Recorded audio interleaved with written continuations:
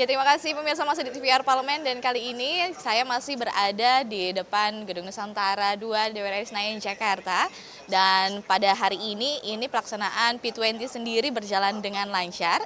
Dan tentunya saat ini saya sudah bersama dengan salah satu anggota yaitu Bapak Junimat dari fraksi PDIP. Halo Bapak, apa kabar? Halo, baik.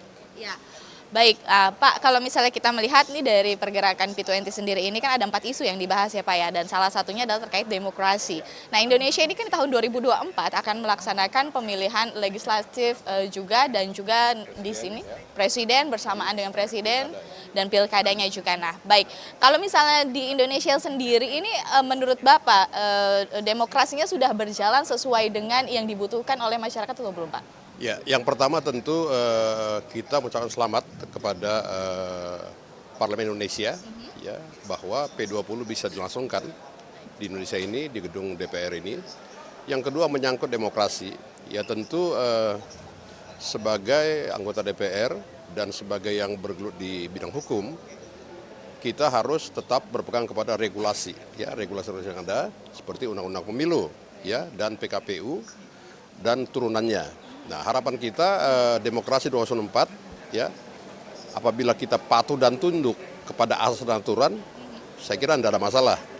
Dan saya meyakini bahwa anak bangsa ini ya sudah semakin paham, sudah semakin siap dengan pesta demokrasi yang pertama secara serentak.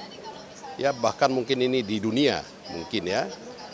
Tentu melalui regulasi yang ada dan melalui perangkat yang sudah kita bentuk yaitu KPU, Bawaslu, DKPP dan di bawah pembinaan dari Kemendagri ya mewakili pemerintah, ini bisa berjalan dengan mantap, cerdas sesuai dengan harapan kita dan menempatkan para wakil rakyat ya yang betul-betul memposisikan diri sebagai wakil rakyat.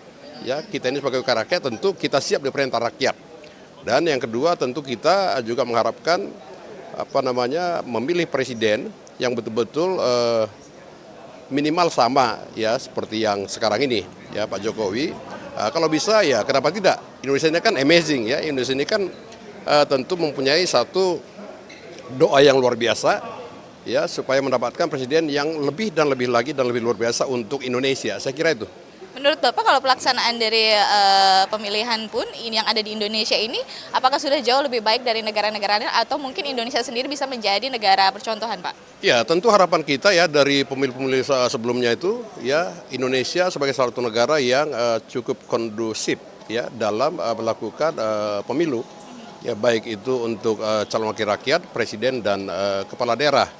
Terbukti di masa pandemi saja ya kita bisa melakukan pilkada lebih dari 100 kepala daerah dan itu berjalan kondusif, tidak ada masalah.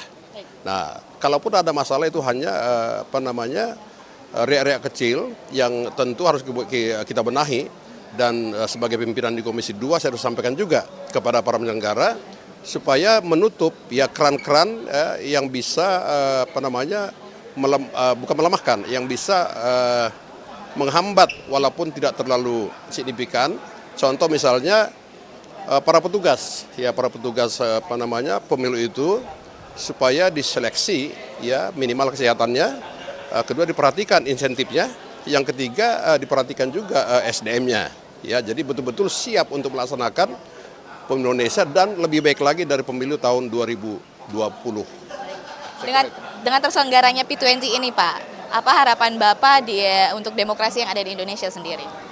Ya, P20 ini kan sesungguhnya menurut saya secara objektif ya kita mau tunjukkan kepada dunia bahwa Indonesia ini begini loh demokrasinya ya silahkan ditiru ya yang baik kan begitu. Tetapi kan kita juga tidak menutup mata untuk meniru dari dunia luar ya dari anggota P20 ini ya apa yang baik-baik yang bisa kita masukkan di dalam rangka untuk proses demokrasi dan mewujudkan demokrasi yang adil dan makmur di Indonesia.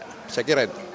Baik Bapak, terima kasih atas waktunya, sukses selalu dan pemirsa Merdeka. Baik pemirsa, terima kasih Anda sudah menyaksikan. Saat ini saya Anggun kembali ke studio.